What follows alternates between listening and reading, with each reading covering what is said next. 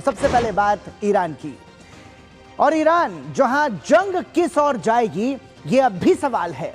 Iran ने आपको बता दें कि लगातार वो युद्ध का सामना तो कर ही रहा है, लेकिन अमेरिका ने 10 दिनों का समय ईरान को दिया है।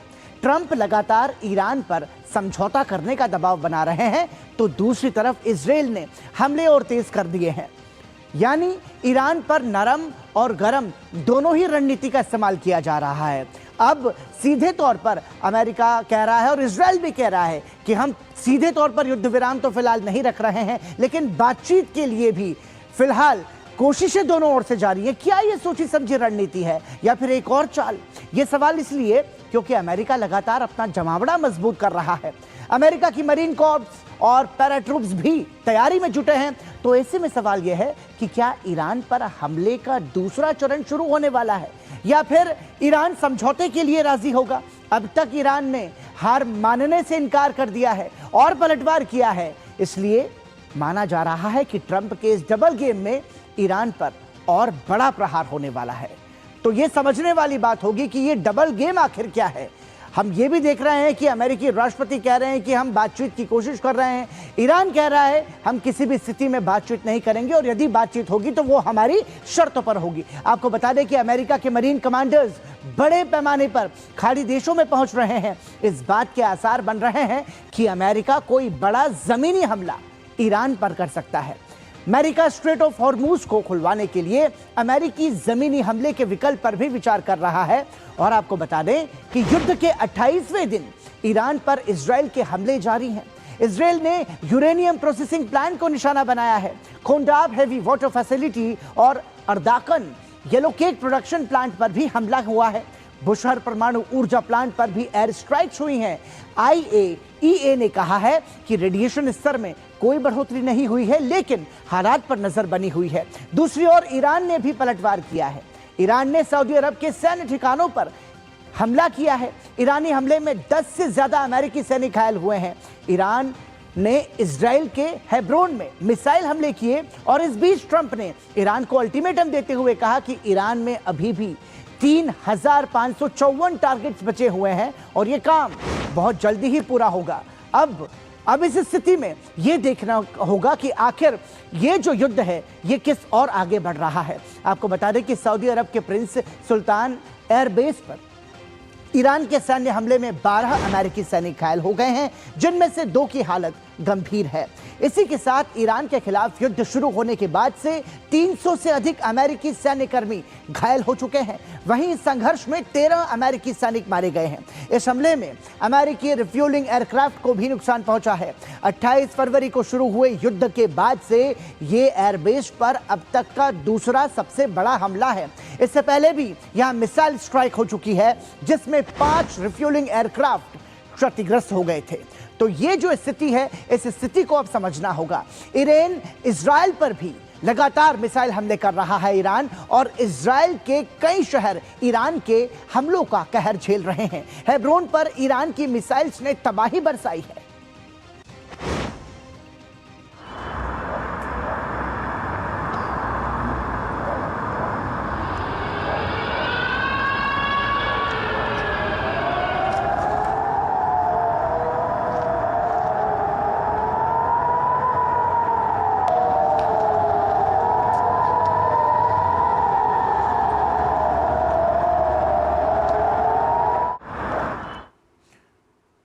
तो ये एयर स्ट्राइक और उस पर बजते हुए सायरन, यही डर का माहौल है युद्धग्रस्त इलाकों में।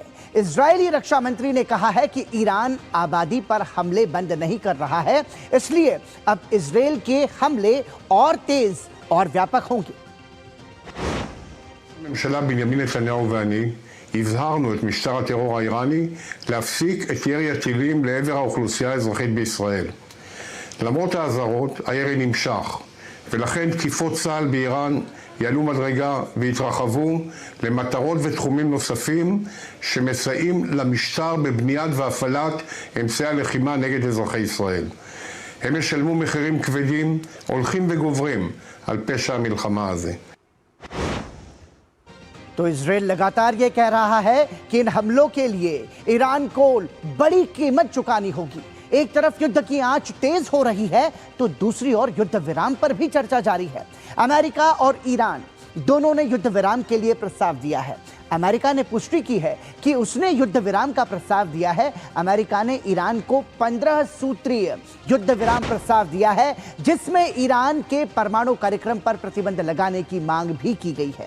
संवर्धित परमाणु सामग्री को IAEA को सौंपने की बात है और बैलिस्टिक मिसाइल्स कार्यक्रम को भी निलंबित करने की मांग की गई है। अमेरिका ने हॉर्मुज जल डमरू मध्य को फिर से खोलना और प्रॉक्सी समूहों को मदद पर रोक लगाने की बात भी कही है। तो ईरान ने भी अपना एक प्रस्ताव दिया है। ईरान ने भी 5 सूत्रीय प्रस्ताव रखा है, जिसमें युद्ध में हुए नुकसान की भरपाई और मुआवजे की मांग की गई है। इसके अलावा ईरान पर फिर से हमला न होने की गारंटी की मांग भी की गई है। हॉर्मुज पर ईरान के संप्रभु अधिकार को मान्यता देने की बात भी वो कर रहा है, यानी दोनों पक्ष अपनी अपनी बात पर अड़े हुए हैं। तो अब इस बीच ये देखना होगा कि क्या आम सहमति बन सकती है। ईरान झुकने से इनकार कर रहा है तो अमेरिका ने भी कहा है कि ईरान समझौता करना चाहता है। ट्रंप ने कहा कि ईरान को पहले ही समझौता कर लेना चाहिए था।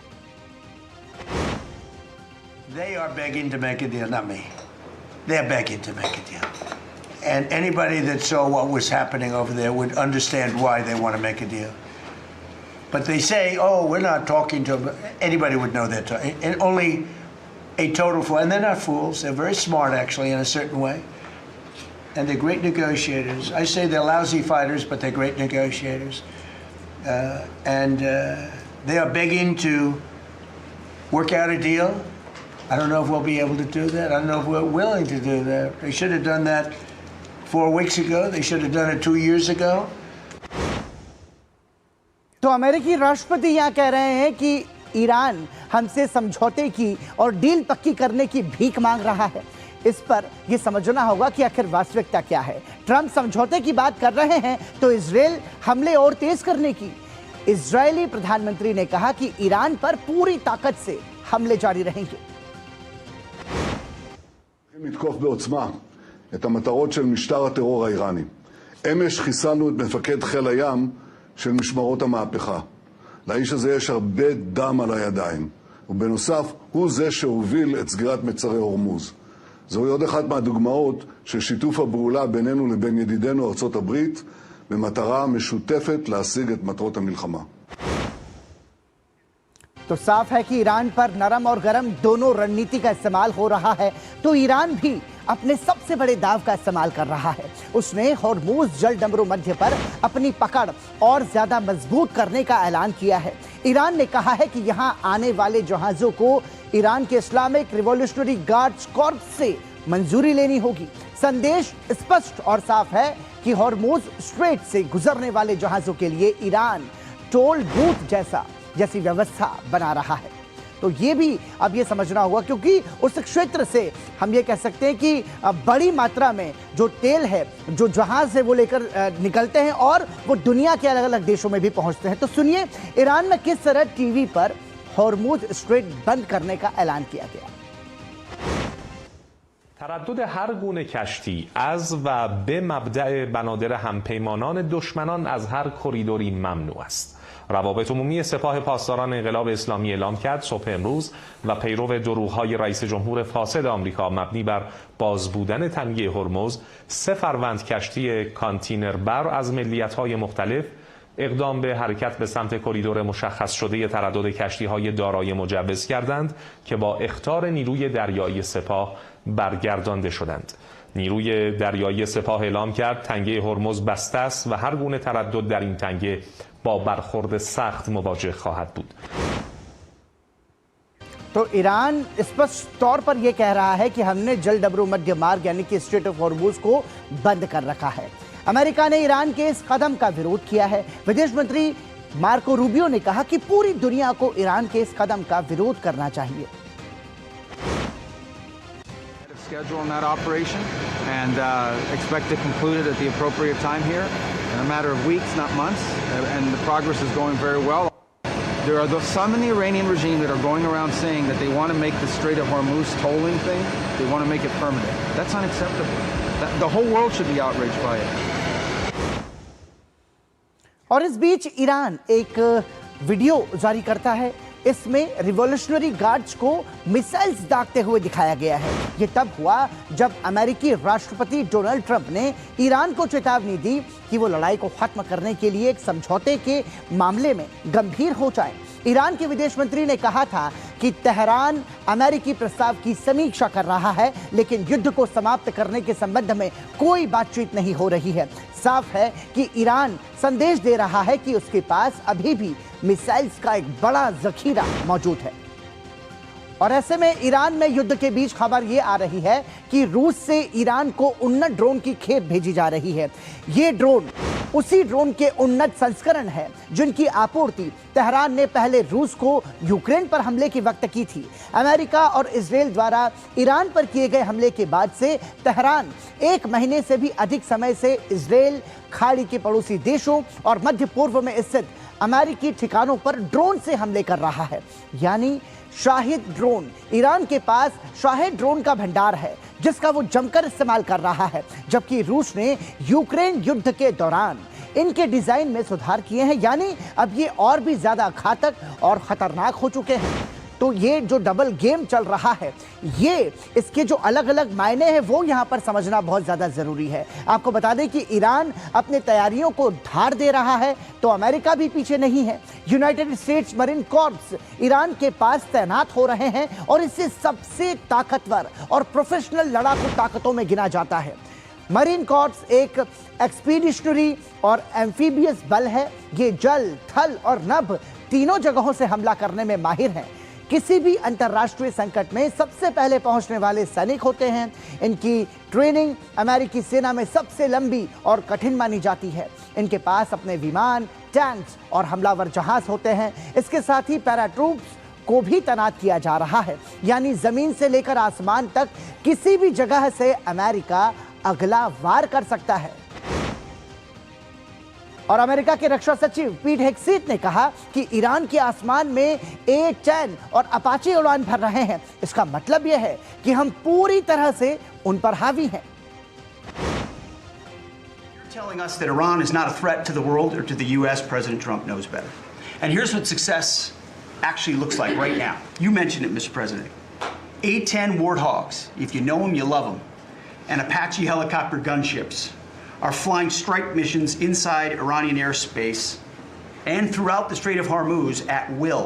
See, you only send these slow, low-flying, close air support platforms when the enemy has no meaningful air defenses left. Their presence is proof that Iran's air defenses are gone.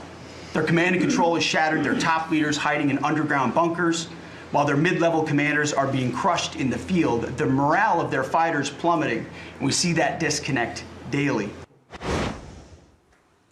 Paschim Asia में जारी भारी तनाव के बीच संघर्ष का दायरा अब और अधिक बढ़ता जा रहा है। इजरायली सेना के अनुसार यमन की ओर से पहली बार इजरायल पर एक मिसाइल दागी गई है। इसके साथ ही ईरान और हिजबुल्लाह की ओर से भी लगातार हमले किए गए हैं। इन हमलों के कारण इजरायल के बीर शेबा और मुख्य परमाणु अनुसंधान केंद्र के आसपास के इलाकों में रात भर में तीसरी बार हवाई हमले के सायरन गूंजे। आपको बता दें कि यमन की राजधानी सना पर साल 2014 से ईरान समर्थित हूती विद्रोहियों का कब्जा है। हालांकि हूती गुट ने तुरंत इस ताज़ा मिसाइल हमले की जिम्मेदारी नहीं ली है।